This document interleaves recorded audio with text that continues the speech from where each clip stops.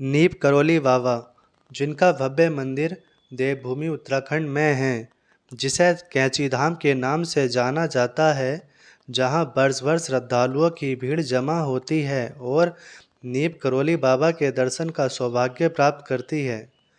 नीम करोली बाबा, जिन्हें हनुमान जी का अवतार माना जाता है, यह एक ऐसे महान गुरु थे जिनके चमत्कारों की कहानी का वर्णन करना असंभव है। कहते हैं दुनिया का सबसे महंगा ब्रांड एप्पल के संस्थापक स्टीव जॉब्स भी उनके शिष्य थे। जब स्टीव जॉब्स की मृत्यु हुई तब उनके तकिए के नीचे से मिला था नीम करोली बाबा का फोटो। फेसबुक के सीईओ मार्क जुकरबर्ग भी जिनके शिष्य थे। कहते हैं जब जुकरबर्ग बहुत परेशान थे, उनका कार्य सही नहीं चल रहा था, तब जुकरबर्ग को करोली बाबा के बारे में स्टीव जॉब्स ने ही बताया कि तुम भारत जाओ और उत्तराखंड में कैंची धाम नामक पवित्र स्थल है जहां तुम्हें शांति मिलेगी। जुकरबर्ग जब पहुंचे तो उनका प्लान सिर्फ एक दिन रुकने का था, परंतु बारिश के चलते उन्हें 2 दिन रुकना पड़ा। कहते हैं इस बीच उन पर ऐसा प्रभाव हुआ कि कैंची धाम 1 माह रुके और उनका सारा कार्य सफल होने लगे।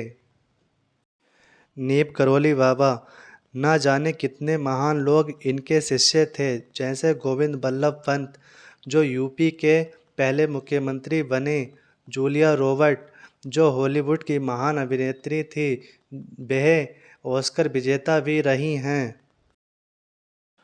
कौन थे नीप करोली बाबा? कहते हैं करोली बाबा का असली नाम लक्ष्मी नारायण शर्मा था, जिनका जन्म उत्तर प्रदेश के अकबरपुर में 1900 के लगभग हुआ था। इन्होंने 1973 को समाधि ले ली, अर्थात शरीर को त्याग दिया। आज हम आपको नीम करोली बाबा के 5 अद्भुत चमत्कारों की कहानी से अवगत कराएंगे। नीम करोली बाबा के जीवन की पहली कहानी। नीप करोली बाबा हनुमान जी के अवतार क्यों कहलाते हैं?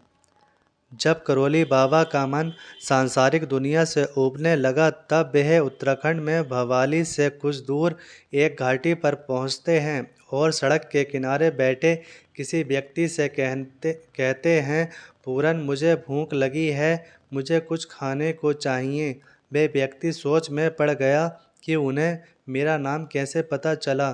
पूरन ने सम्मान के साथ बाबा को खाना खिलवाया।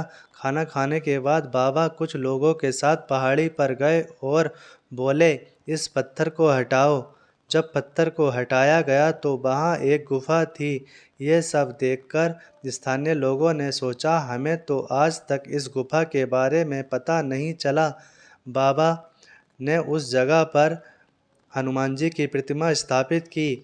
तब लोगों को बाबा की दैवीय शक्ति का एहसास हुआ और बाबा हनुमान जी के अवतार कहे जाने लगे। कहते हैं एक बार गोविंद बल्लभ पंत जी का स्वास्थ्य बहुत बिगड़ गया, जिसके चलते गोविंद जी की मृत्यु की सूचना सभी जगह फैल गई थी।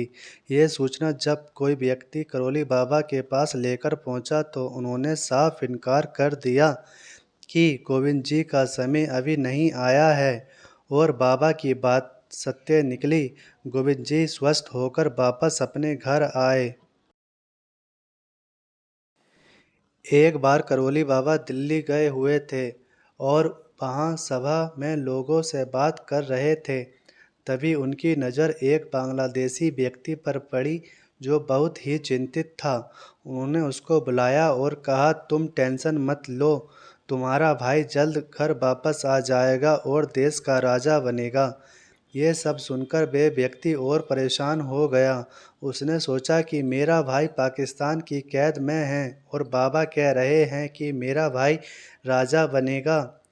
बाबा का कहना सच हुआ। उस व्यक्ति का भाई लौटकर देश आया और बांग्लादेश जब आज़ाद हुआ तो उसका पहला प्रधानमंत्री बना। ये व्यक्ति शेख मुजीबुर रहमान थे, जो बांग्लादेश के प्रधानमंत्री बने। ये सारी बात शेख मुजीबुर रहमान के भाई ने स्वयं अपने इंटरव्यू में कही थी, जो बाबा से दिल्ली में मिला था।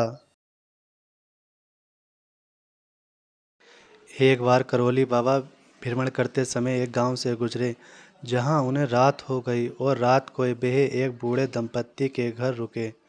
इस बात से बूढ़े दंपत्ति बहुत प्रसन्न थे। साथ ही वे इस बात को लेकर चिंतित भी थे कि वे बाबा की अच्छी आवभगत करने में अक्षम थे।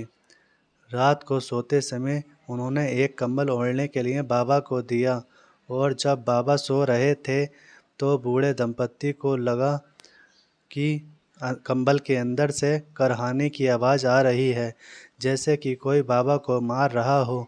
ये सोचकर वे पति पत्नी भी नहीं सो पाए। जब बाबा सुबह जाने लगे तो बाबा ने कहा, इस कंबल को खोलना मत और जाकर गंगा में बहा देना। एक माह बाद तुम्हारा बेटा वापस आ जाएगा। बाबा के जाने के बाद जब बूढ़े दंपत्ति ने कंबल को हिलाकर देखा तो उसमें से लोहे की आवाज़ आ रही थी, परंतु उन्होंने बाबा की आज्ञा का पालन किया, जाकर कंबल को गंगा में बहा दिया। एक माह बाद उनका बेटा वापस घर आया, जो एक फौजी था तथा सीमा पर युद्ध लड़ रहा था। इतने भयंकर युद्ध में वह अकेला जीवित आया। जब उसने युद्ध की रात के बारे में अपने माँ और बाप को बताया तो वे आश्चर्यचकित रह गए, क्योंकि ये वही रात थी जिस रात बाबा उनके घर रात रुके थे और उनके बेटे को लगने वाली हर गोली का सामना बाबा कंबल के अंदर कर रहे थे, जिससे कि उनका बेटा सुरक्षित घर लौटा था। कहते हैं एक बार नदी किनारे बहुत से भक्तों के लिए खाना बनाना था, परंतु खाना बनाने के लिए तेल नहीं था। तब बाबा ने कहा, जाओ और नदी से जितना चाहे तेल ले आओ, परंतु इतना ही तेल भविष्य में नदी में अर्पित कर देना। कहते हैं बाबा के कथन पर नदी का पानी तेल में परिवर्तित हो गया और भक्तों को प्रसाद रूपी भोजन ग्रहण करने का सौभाग्य प्राप्त हुआ। यदि दोस्तों आप कभी उत्तराखंड घूमने जाएं तो नीम करौली बाबा के दरबार जरूर घूमकर आएं। कहते हैं उनकी शक्तियों का आभास आज भी होता है।